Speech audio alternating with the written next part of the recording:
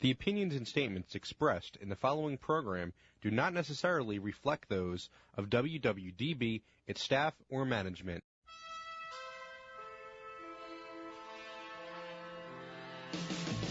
You are listening to In the Know with David O. Informative, substantive, intelligent talk radio on 860 AM WWDB. And now, your host, Philadelphia Councilman David O. Good afternoon, and thank you for joining me once again on In the Know with David O. If you remember, last week we had a great interview with Janae Chizik, founder and publisher of Motivos Bilingual Magazine. And we also talked to Larry Krasner. He is the Democratic candidate for Philadelphia District Attorney, and you can hear his interview at www.wwdbam.com, or you can go to the YouTube channel and just type in the Know with David O, and you'll be able to listen to past interviews. Today, as promised, we will be talking to Beth Grossman. She's a Republican candidate for Philadelphia District Attorney, and we will also be joined by Kelly Lee. She's Philadelphia's Chief Cultural Officer, Office of Arts, Culture, and the Creative Economy. But first, let me thank Weinerman Pain and Wellness, the wonderful work that they do, helping people to get back to their lives, get back to work, rehabilitate themselves, and also PhillyLabor.com. I appreciate all the advertisers and sponsors of this show. We try to bring you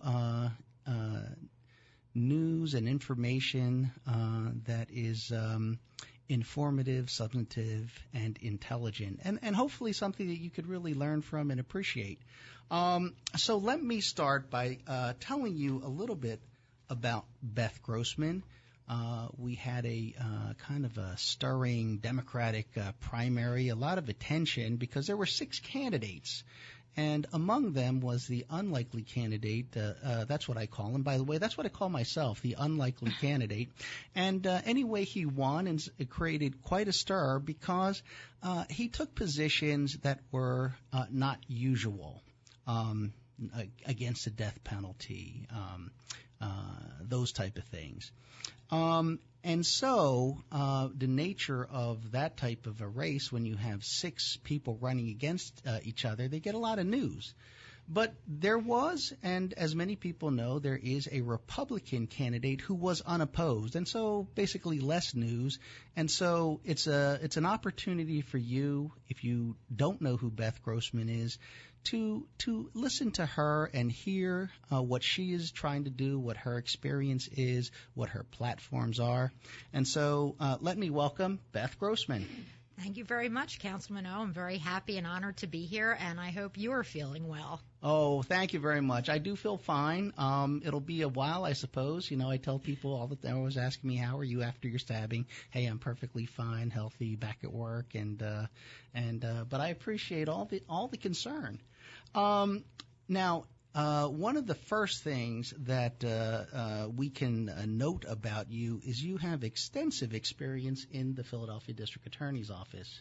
That is correct. I spent 21 and a half years in the DA's office. I was hired in 1993 by District Attorney Lynn Abraham, and I left in April of 2015. Now, in between, you have served in a lot of different units.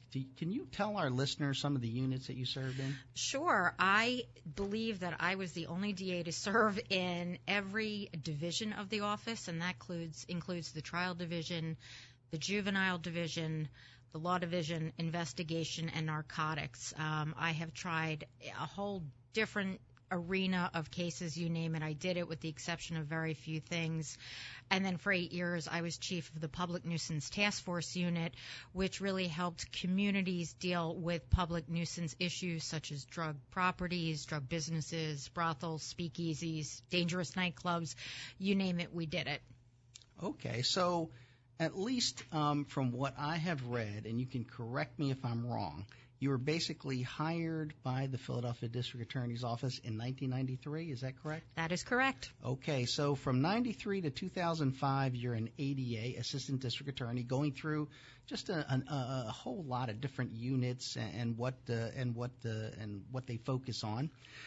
But from 2005 to 2007, you were Assistant Chief of the Municipal Court Unit. That is correct. That was my first supervisory position, and I had the opportunity to train a class of about 30 new prosecutors coming into the prosecutor's office and the criminal justice system.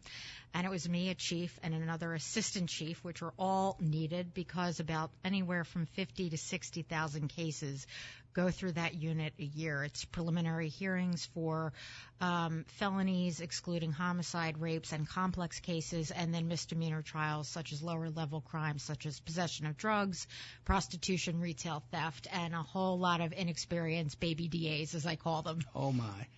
Yeah.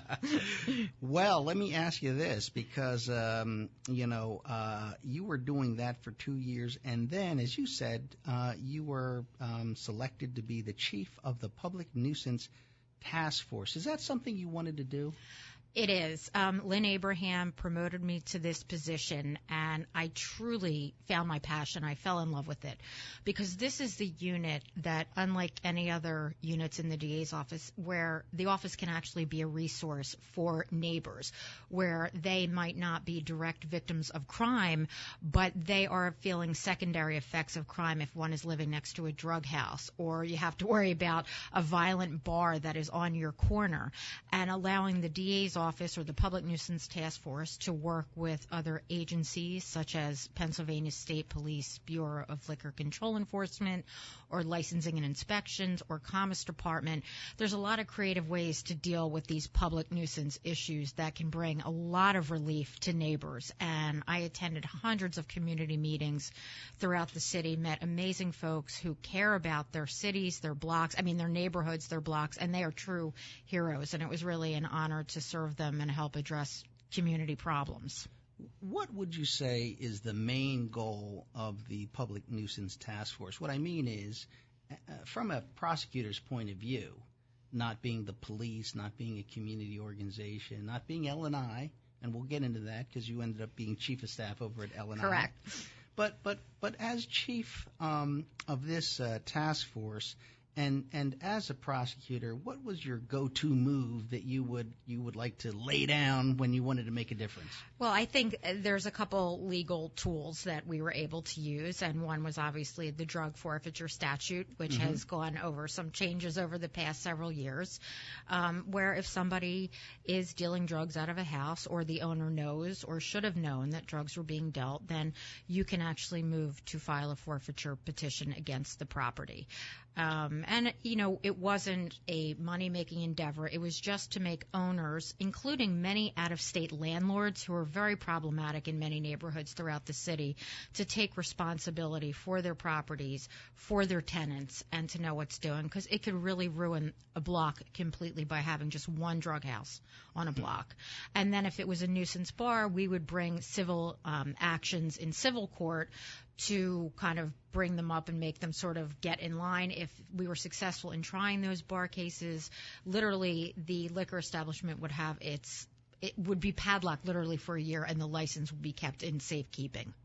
So basically an ability to take over or take possession of the property, or to go to civil court, not criminal court, civil court, and then basically pursue actions that would encumber the property owner or the property, whoever is in charge of that property, from doing things that were nuisances or problems to the neighborhood. Is that correct? Or that is correct. And it was never the goal, when I was running public nuisance to, completely shut down a business. Like, we would actually begin approaching businesses to have a dialogue. Right. If there was a problem business, then sometimes I would say, all right, let's meet at the district with the police captain, community relations officer, L&I, liquor control. You're free to bring your attorney if you want. It's not adversarial.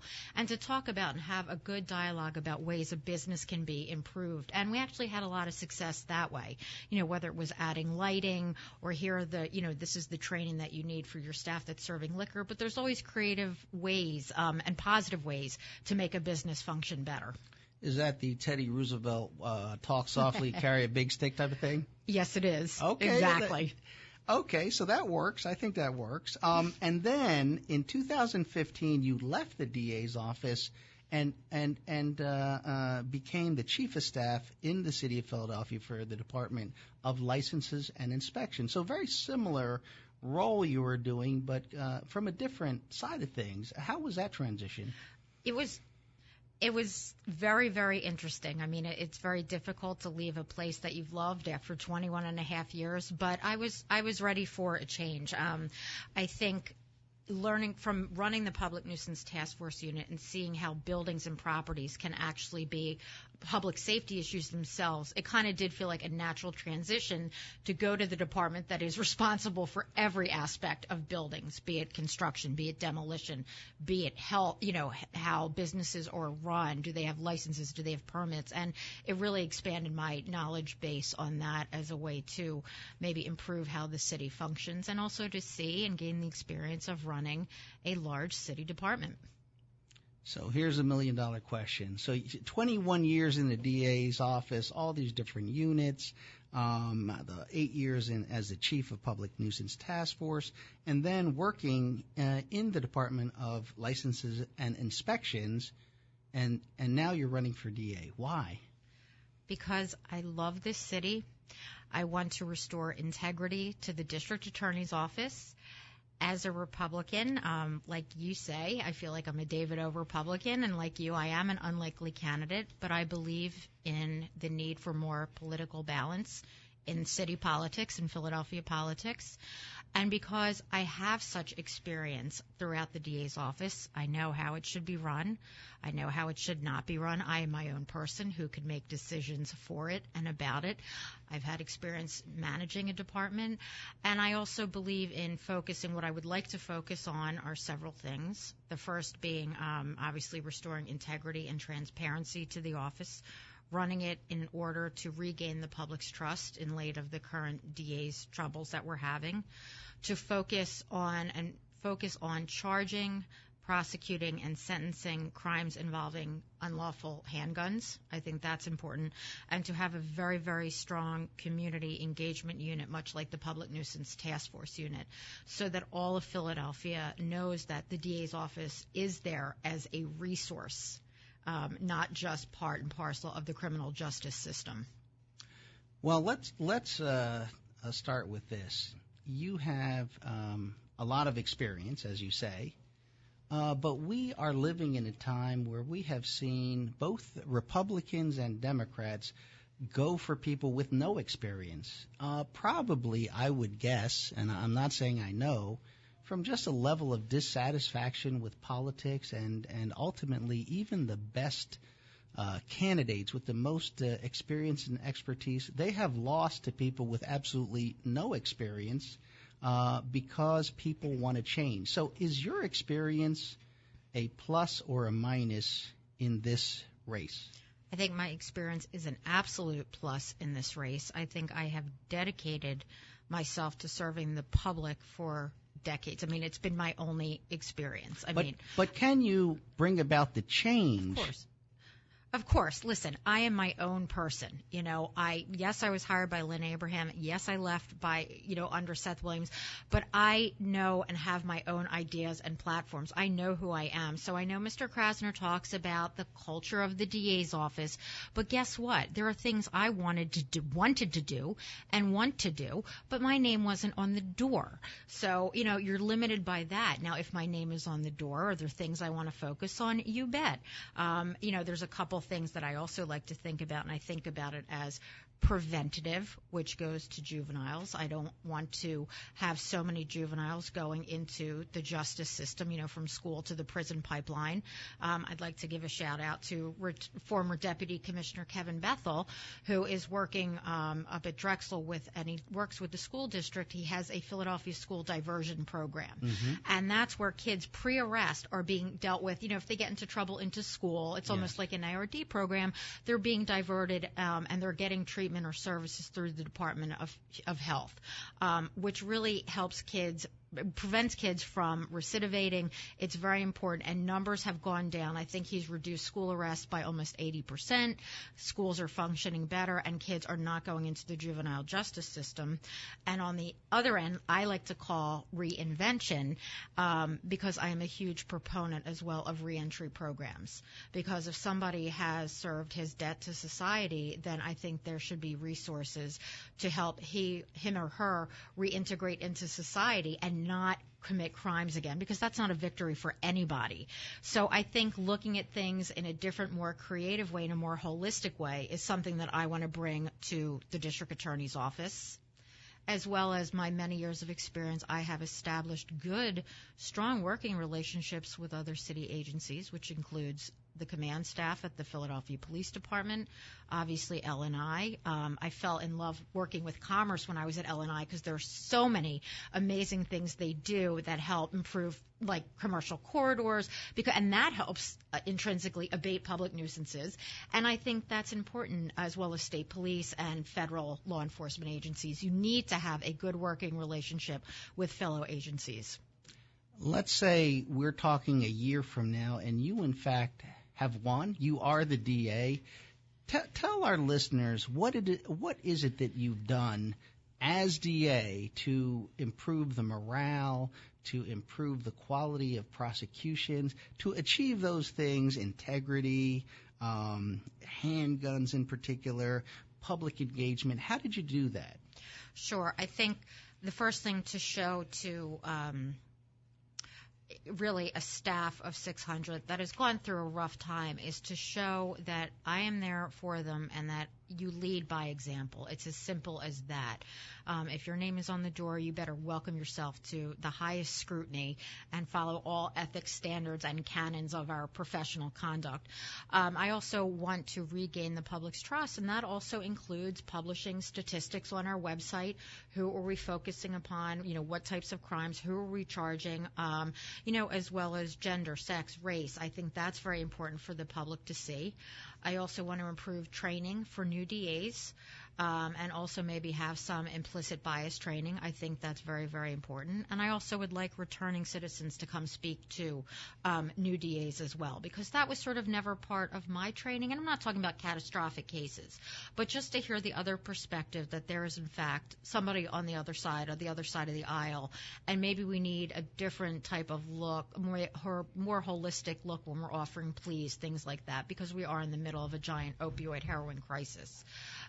I would like to have an increased amount of people being charged for violent handgun crimes. I think that's important. And as for community engagement, again, I want a strong community engagement unit with people out there forming task force in either each police district or detective geographic, with different members of the community, stakeholders, agencies, to go through things on a monthly basis, almost as if you have a punch list, to be like, all right, we had problems with this speakeasy. Where is it next month? What have we done to take care of it? So that way things don't fall through the cracks. And also, I believe that if you are an elected official, it is your responsibility. The public is your employer. And like in Lynn Abraham, I want to be out there at least 300 nights a year, because that's what she did. When you talk about regain the public's trust, it's a big public out there. Could you break down, for example, 2 or 3 particular groups, be they victims, be they folks who live in the poor communities, and who would you say are among the groups that you need to really target and say, this is my priority as DA, I need to regain your trust? I think a lot of disenfranchised communities, especially those we have the highest poverty level of any large city. Yes. So I think really those that are economically disenfranchised, and those that are, primarily populated by black or brown people. I think it's very, very important. You look at statistics, and I think we need to engage in better and continued improving community policing. I think that's important. And, I know that the police department is going through a lot of things, such as revising their shooting policies and how people are trained with deadly force, things of that nature. And also, just training our own DAs. Who are we charging? Are we charging, a particular racial group more than others? And if so, why? That's where implicit bias goes into that. Implicit bias training goes into that, because, you're only going to clean up your own house or your own self if you take a good, hard look at yourself. And you need to do that, because I want this to be the best office that it can be, promoting equal and fair justice for everyone. And then the other is just, the public at large, because you have a DA who is currently on trial for public official corruption for what is alleged, and I understand innocent until proven guilty, but here is somebody who allegedly lined his pockets, with goods and services and trips, and that is not what a public official is supposed to do. And that's very disappointing to me for so many reasons. I took my oath of office very seriously. You were a DA in the 80s. I'm sure you took your oath very seriously, and I was proud of it. And to violate that, which I think, as far as I know, is the first time this has happened in the office, is almost 170-year history. That's devastating to me. And when it is the office and you were the highest elected law enforcement official, you have to uphold that office. Okay, well, listen, I'm going to stop you right there because we have to take a commercial break. But I would ask everybody to stay tuned. We'll be right back and finishing up our conversation with the Republican candidate for Philadelphia District Attorney, Beth Grossman, and then Kelly Lee, Philadelphia's Chief Cultural Officer. So stay tuned. You are listening to In the Know with David O. Informative, substantive, intelligent talk radio on 860 AM WWDB. My friends, this is Joe Kraus. You've heard me on Philadelphia radio now for over 20 years, and I don't often endorse products or people unless they are real game changers. I want to tell you about Weinerman Pain and Wellness, located in Center City, Philadelphia. And at the end of this short personal endorsement, I want you to consider Weinerman Pain and Wellness. If you are recovering from an injury, if you or a family member has been diagnosed with a disorder that has stopped you in your tracks, or if you're like me, determined to learn about wellness while getting yourself prepared to stay healthy so you can enjoy the blessings of your family. Remember the name of this warm and caring location, Weinerman Pain and Wellness. Why should you consider Weinerman Pain and Wellness? Because they are who you expect them to be. Weinerman Pain and Wellness, on the web at WeinermanPainandWellness.com. Weinerman Pain and Wellness, located at 100 South Broad Street, just south of City Hall. Call Weinerman Pain and Wellness at 215-988-9503. That's 215-988-9503. Call today. Today's broadcast is brought to you by the Philly Labor RX Injured Workers Pharmacy Network, featuring PPC Pharmacy, First Choice Pharmacy, and Precision Scripts, providing injured workers with premium products and services from the point of injury through the entire healing process. The Philly Labor RX Pharmacy Network cares about injured workers. Every day, the men and women of the United States Marine Corps demonstrate their commitment to defend the American way of life. Since 1775, we have served our nation as a force in readiness. Get some rear security. From combat operations to humanitarian assistance in every corner of the world. No matter where the mission takes us today, or wherever our country needs us tomorrow, we always remember the land we call home. As Marines, we take a stand for each other, for our nation, for us all. The few, the proud, the Marines. Every day, the men and women of the United States Marine Corps demonstrate their commitment to defend the American way of life. Since 1775, we have served our nation as a force in readiness. From combat operations to humanitarian assistance in every corner of the world. No matter where the mission takes us today or wherever our country needs us tomorrow, we always remember the land we call home. As Marines, we take a stand for each other, for our nation, for us all. The few, the proud, the Marines.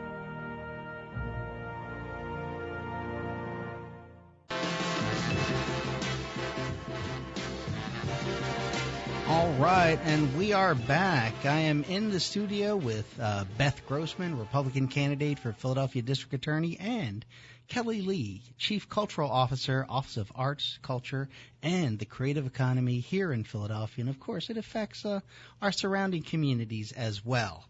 But let me get back to Beth Grossman. We were just talking about regaining the public trust and bringing integrity back to the office.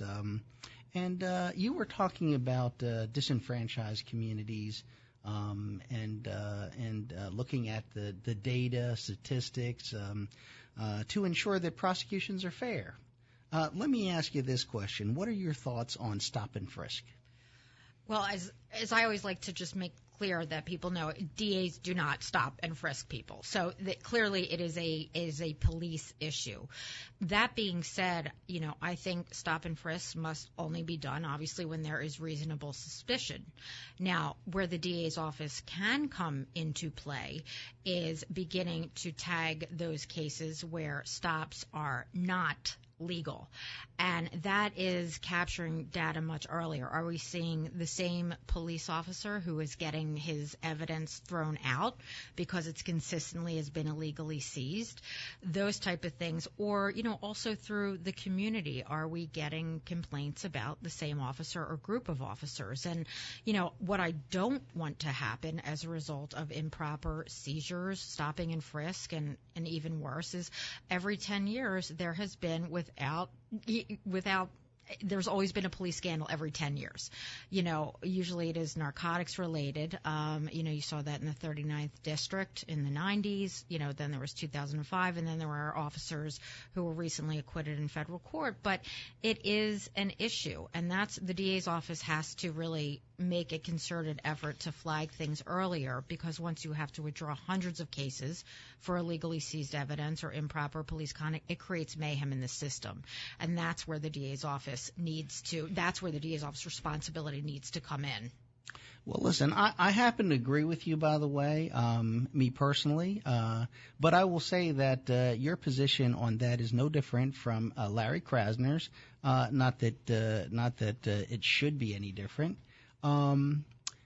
So let me ask you this, because this is something that he has said. He says he will not in any case seek the death penalty. Do you agree with that? Well, I think in Pennsylvania, economically, it makes no sense. The last person who was involuntarily executed was in 1962. I believe his name was Elmo Smith. And the last person who was voluntarily executed, where he waived all of his appeals, was Gary Heidnick in 1999.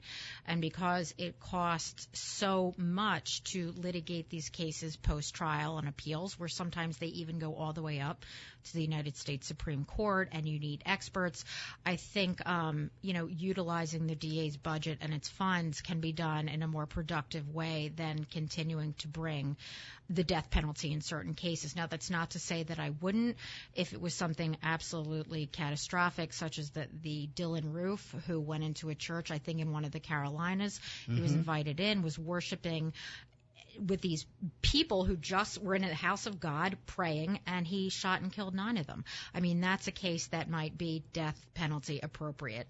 But they would probably be few and far between, and I think DA's office funding can be spent better. So you are for the death penalty on a cautious basis. Correct, and it has to be something that is absolutely extreme and large. I never like to rule anything out because, there could be just something that just comes down the pike that is so horrific, but it would be few and far between. Let me ask you this, and you had mentioned it when you were speaking earlier on the show, but it's also on your website when you in your section called Our Vision. And what you talk about is a one-party system and the importance of having two parties. Now, first of all, does that have anything to do with criminal justice? If so, why? Well, I will tell you why, and this is not to say that one party is better than another. I am not saying that because, as I've said before, in 1951 when the Home Rule Charter came into effect, that's because there was 50 years of Republican corruption. Yes. So I am just saying, but when one party has such a stronghold or is so strong, as we see with the Democratic Party in Philadelphia, where people say, oh, I don't even bother voting in the primary, I'm a Republican, it doesn't matter, I can't, you're losing something. You're losing a voice, and imbalance can lead to complacency and then corruption, because since 2013, when I was a Democrat and I switched to become a Republican, since then we've had about a dozen judges, almost half a dozen state reps, Chaka Fattah, the Attorney General Kathleen Kane, and now Seth, all either investigated, indicted, pled guilty to, or convicted of, except for Seth, who's currently on trial, of public corruption charges. And to me, that's very disappointing. So I am doing this. I want more political balance. But that being said, the DA's office is and should always be nonpartisan. As I really like to tell people, I'm a P. I'm a Philadelphian. I'm passionate, and I care about public safety. Well, let's go to our next point then. It is a city that is 7-1 Democrat. Some people say 8-1 right now. And so some people would say, well, the election's pretty much over. The winner is Larry Krasner. And you would say what? Hell no, absolutely not. I am, absolutely not. I am an experienced, incredible candidate who is devoted to the city. You need somebody experienced in that office. You need somebody who wants to prosecute. Larry does not like prosecution. I understand there needs to be changes in the criminal justice system, and I am open to making them. But the backbone of a DA's office is prosecution, and that's what's most important. And I think, frankly, it's an advantage to me because that's a whole pool of voters for me, independents and Democrats, who might be willing and seem to be willing, from many I've met, to move over to my side and say, you know what? I get her. She's a centrist, okay? What she wants to do is be the DA and keep us all safe. So I think that's a big pool for me to fish from voters, and I really thank those who have reached out to me and told me that they're considering voting for me, and even more to those who said that they are voting for me, those Democrats and independents. In terms of making Philadelphia safe, in terms of being the top elected law enforcement officer for the city, how do you change the perception that Philadelphia, in many of its neighborhoods, rich or poor, is a place where you really got to be careful that you don't get hurt? Well, I think, unfortunately, as the incident that happened to you, is that, first, crime doesn't care what political party you belong to. Crime can happen any place, anytime. It doesn't matter. So really, safety begins with your own personal safety. So I always, and we're all in this together. A DA can't do it alone. So what I always say to everybody, be aware of where you are. Don't have two earbuds in. Don't be texting if it's night. Look around. Is somebody behind you? It's just simple personal safety. And also, everyone out there, don't leave belongings in your car with your car locked or unlocked. People will get in there, and I know that's always a big public nuisance complaint. But, it is personal safety and being aware no matter where you are. For our listeners, if they want to learn more about Beth Grossman, your platform, your positions, everything else, where do they go? Please go to my website, which is www.bethgrossman, 4, and then the letters DNA.com, or you can friend me on Facebook, Beth Grossman for District Attorney. All right. Well, listen, everybody, that is Beth Grossman. We've heard from Larry Krasner and Beth Grossman. You will get a chance to vote or not vote. I hope you do vote, because your vote matters in November. And so we're going to take a commercial break, but stay tuned because we're going to hear from Kelly Lee and what she's doing in your community and for our city in terms of arts, culture, and the creative economy. You are listening to In the Know with David O. Informative, substantive, intelligent talk radio on 860 AM WWDB. My friends, this is Joe Krause. You've heard me on Philadelphia radio now for over 20 years, and you know I don't often endorse products or people unless they are real game changers. I want to tell you about Weinerman Pain and Wellness, located in Center City, Philadelphia. And at the end of this short personal endorsement, I want you to consider Weinerman Pain and Wellness. If you are recovering from an injury, if you or a family member has been diagnosed with a disorder that has stopped you in your tracks, or if you're like me, determined to learn about wellness while getting yourself prepared to stay healthy so you can enjoy the blessings of your family. Remember the name of this warm and caring location, Weinerman Pain and Wellness. Why should you consider Weinerman Pain and Wellness? Because they are who you expect them to be. Weinerman Pain and Wellness on the web at WeinermanPainandWellness.com. Weinerman Pain and Wellness, located at 100 South Broad Street, just south of City Hall. Call Weinerman Pain and Wellness at 215-988-9503. That's 215-988-9503. Call today. Today's broadcast is brought to you by the Philly Labor RX Injured Workers Pharmacy Network, featuring PPC Pharmacy, First Choice Pharmacy, and Precision Scripts, providing injured workers with premium products and services from the point of injury through the entire healing process. The Philly Labor RX Pharmacy Network cares about injured workers. At any given moment, somewhere in America, a baby is taking a first step, a developmental milestone. But for too many parents, a baby's first steps aren't just a milestone. They're a miracle. These are the parents of babies who were born prematurely or with birth defects. It's a crisis affecting more than 500,000 babies in the United States each year. You can help them by joining volunteers like you who walk in March for Babies. The money you raise funds research and local programs that help babies overcome the challenges of premature birth and birth defects. Together, our steps make stronger, healthier babies a reality for thousands of families. Sign up today at marchforbabies.org to take the steps that help make milestones and even miracles possible. Who will you march for? Your GED diploma, we've got a pep talk that's right for you. Call 1-877-38-YOUR-GED or visit yourged.org for your pep talk and find free GED classes in your area. GED is a registered trademark of the American Council on Education, brought to you by Dollar General Literacy Foundation and the Ad Council. Every day, the men and women of the United States Marine Corps demonstrate their commitment to defend the American way of life.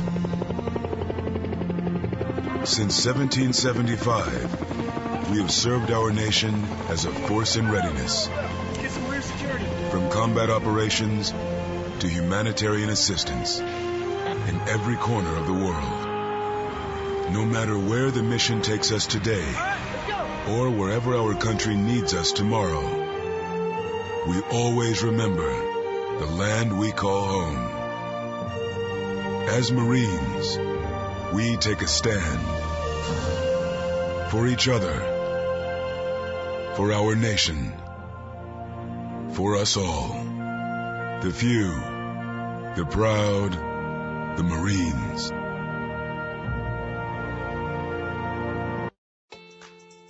Introducing the YMCA. What, you already know the why? Or so you think. Sure, you know the why for a swim, a workout, even a game of hoops. But did you know we're more than that? We're a cause. When you take your jump shot at the Y, someone else is getting job training. Take a cardio class, while kids are in an after-school enrichment program. Practice your downward-facing dog as a teen practices her leadership skills. That's the why. We work with people no matter their age, income, or background and give them the opportunity to learn, grow, and thrive, all with one simple goal in mind, to strengthen our community.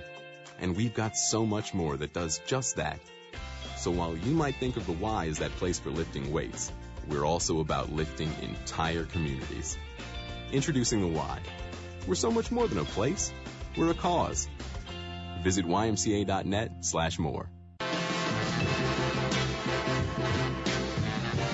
Okay, and we are back. You are in the know with David O. I'm Councilman David O. Thank you for joining me, whether you're in Philadelphia or our surrounding suburbs or over the river in New Jersey. We were talking with Beth Grossman. She is the Republican candidate for Philadelphia District Attorney. And in case you missed her interview, you can always go to the YouTube channel, type in the know with David O to find previous podcasts, or you can go to www.wwdbam.com. But right now, let me introduce you to Kelly Lee. She is the Chief Cultural Officer for the City of Philadelphia, appointed by Mayor Jim Kenney. And she leads the city's Office of Arts, Culture, and the Creative Economy, which works to increase access to quality arts education, job opportunities for artists, and cultural experiences in the city's neighborhoods. She is also the steward of the largest and oldest public art collection in the country. Prior to becoming the Chief Cultural Officer, Kelly Lee was President and CEO of Innovation Philadelphia, an economic development agency focused on the commercial creative sector. She's also worked at the city's Commerce Department, PICO, and the Pennsylvania Convention Center. She served on a number of cultural boards, including those of the Cultural Alliance, the Arden Theater Company, and Artreach. And in her role as Chief Cultural Officer, she also serves as ex officio board member of the Cultural Alliance. Kelly, welcome to the show. Thank you. I'm so happy to be here. Well, let's do this first because you are a native Philadelphian, born and raised, and you went to University of Pennsylvania. And so, where have you been living in Philadelphia prior to becoming our Chief Cultural Officer? Well, I'm from Germantown, Mm-hmm. so that's where most of my family is from and still lives there. But then I've lived in almost every neighborhood in the area of Center City, and then in West Philadelphia and in Northern Liberties and Old City. So I have lived in a lot of communities in Philadelphia. And you have, as far as I understand, always been involved or a fan of or a patron of the arts. I have. I have a very diverse background, as you read, but one of the things that all of these positions had in common is that I had to focus on the arts as a way of generating jobs in businesses in Philadelphia. So at the convention center, like from the tourism point of view, my job was, once we had these people attending conventions and trade shows, my job was to promote the city of Philadelphia, our arts and cultural amenities, to get them out of the building to go spend their money and go see performances and go hear our artists and hear our performers. Go to our restaurants exactly. and take our, Right. And then at PICO Energy, so I was Regional Director of Economic and Business Development, so we were promoting the region in order to attract businesses. So it's all about quality of life. You know, it's all about no CEO is going to move their business to a city that they did not want to live in. So arts and culture plays a big role in how we have a very active and growing and high quality of life in Philadelphia. And then at Innovation Philadelphia, the for-profit creative industries was my area of expertise, and that's a huge job generator. Like, the arts are the fourth largest industry in Philadelphia, and the for-profit side of the creative industries, that's graphic design, website design, those types of creative businesses, those average salaries, $60,000 a year. So those are high-wage jobs that we focused on. So I understand the impact of arts in Philadelphia from a tourism point of view, from an economic generator point of view, and from a job creator point of view. So this job, as being the city's chief cultural officer, is a nice convergence of all of that experience. Well, Beth Grossman sitting here kind of said in summary, what a great job. All you do is spread joy. But let me ask you this. What is the most challenging, difficult thing about your job? I think it's really helping people in Philadelphia understand what we do. I mean, the name of the Office of Arts, Culture, and the Creative Economy. What what is that? Yes. So, yes. with the creative economy, we put that in there because when people think of arts and culture, they think of dance and theater and music, but the creative industries are that for-profit side. So we're focusing on all of it. And primarily what we try to do is provide cultural opportunities and resources for Philadelphians in the neighborhoods where they live. Like, we support all of our cultural institutions in the city, but really we are trying to bring the arts to people in their community so that they can experience it with their neighbors, with their families, and then also supporting artists. So if we are providing cultural opportunities, dancers, singers in neighborhoods, we're doing that by paying artists to do that. So for us, it's a win-win. We're spreading joy, but we're providing these cultural opportunities, high quality, free in neighborhoods, but yet we're also supporting the arts community by doing that. And I know that is one of your kind of like signature things that you do as Chief Cultural Officer. You want to bring the experience and benefits of arts and culture into every neighborhood of Philadelphia. Absolutely. Actually, we're really excited because this Thursday, and everyone is invited to come to the courtyard of City Hall, because we will be announcing our summer series where we will be having over 50 performances in every neighborhood in Philadelphia. If you walk, people joke, up until recently, I did not have any artwork in my office, but I did have a big old giant city council map, because every time when we do a program, we just put Post-its all over to make sure we're covering the entire city. And not until that entire map is covered with different color Post-its are we satisfied that we've done our job. So come out this Thursday at 5:30 to the courtyard and get more information about the 50-plus performances. Again, wherever you live, there is a cultural performance happening this summer in your neighborhood. Oh, fantastic. For people who want to learn more, because, even during the course of our additional conversation, we're not even going to scratch the surface, but where could they learn more about what your office and what your team has to offer? Sure. Well, our website is the best place, and that is creativephl.org. But the best thing to do is to go on our website and sign up for our newsletter. So there are different areas. So if you're interested in events, you will get updates on the events that are happening in the city. If you are an artist or a performer and you want to be on our list for our call for artists, we also are responsible for doing all of the exhibits in City Hall. We do over 30 art exhibits in City Hall where we are promoting local artists and arts organizations. So we do that by doing a call for artists. And as you said, we are the public stewards for the 1,300 pieces of public art. Well, that requires maintenance and art conservation. So we always work with artists to do that work. And then when we are commissioning new pieces of artwork, again, a call for artists. So go on our website. So whether you're looking for event information, get updates on that. If you're an artist because you want to do work and exhibit in City Hall, get that call for artist list. If you're a performer and you want to perform whether or not in the courtyard for our Culture on Tap series, every Thursday we convert the courtyard of City Hall into a beer garden with Parks on Tap, and we have food trucks and we have live performances. So if you are a performer, you want to get on that list. So we support the arts community, visual and performing artists in Philadelphia. Wow, that's great. What is the best part about your job? Seeing the reaction of people when we do these cultural performances, and if we're in a park or neighborhood and we have a dance performance there, and just seeing kids watch this with their families, and then seeing the parents' reaction to their kids completely lighting up and seeing that connection. Because there's one thing when kids get the arts in school, which is critically important, and arts education is very important to this administration. But what we find is that when parents see their kids being engaged in the arts, they see how their kids react to it, and then they will seek out other opportunities for their kids to participate in the arts or experience the arts. And the other thing I want to mention is on our website, we have an access calendar.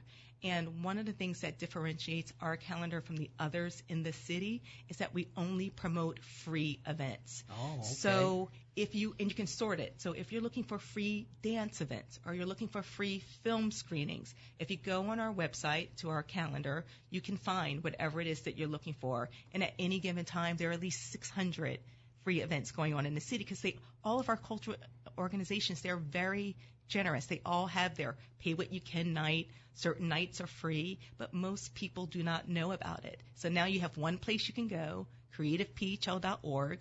Go to our calendar and find out all of the free cultural opportunities that are happening in the city. And if you are an artist or if you are running an arts organization and you're trying to expand your audience, what a great way to do it. If you're having a free event, put it on our website and you will get new people to come and see and hear you do your thing.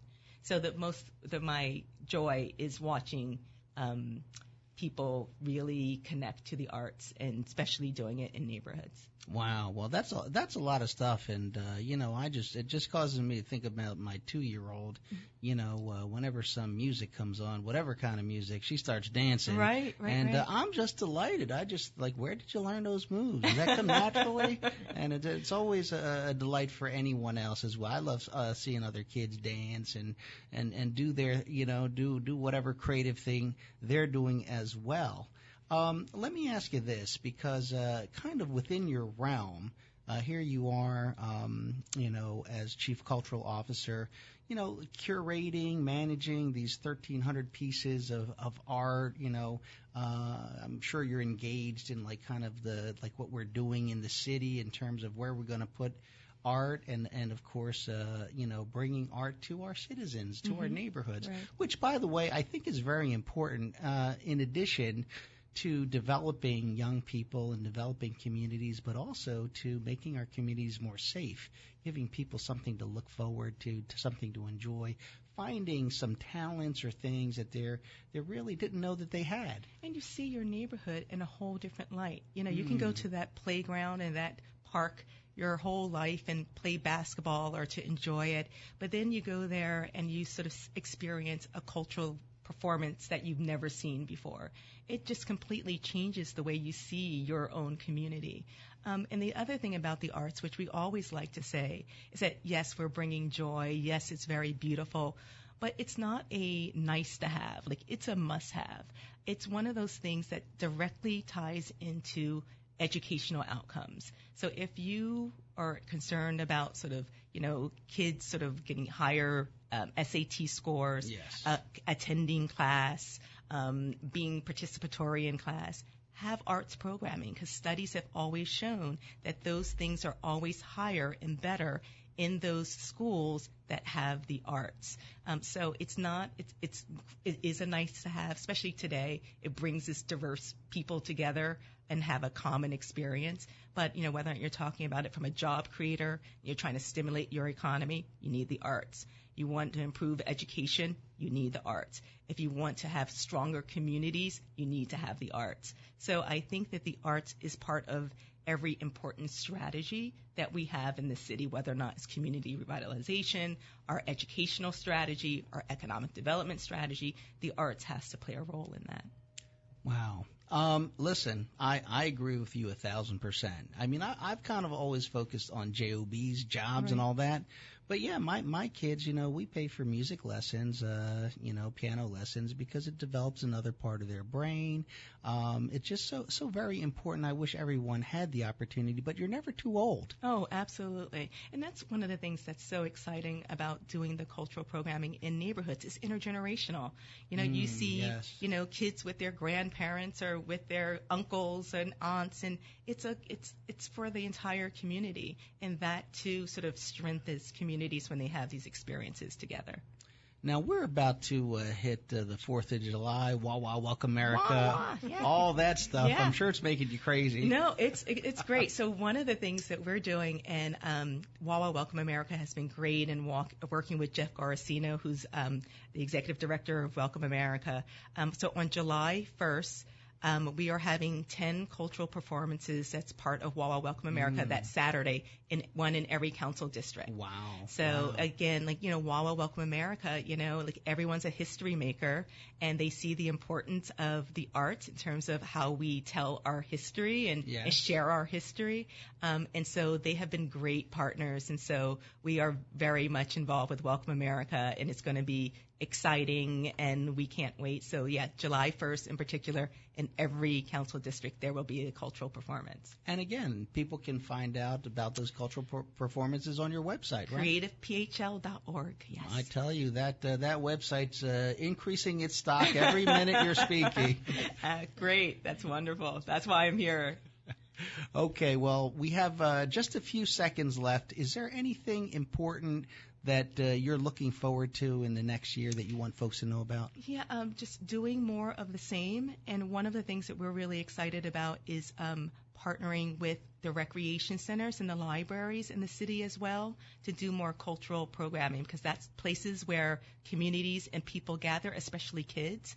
And so look for more cultural opportunities in those venues. All right, that's great. That's Kelly Lee. Thank you very much. I'm David O. Tune in next week for In the Know with David O.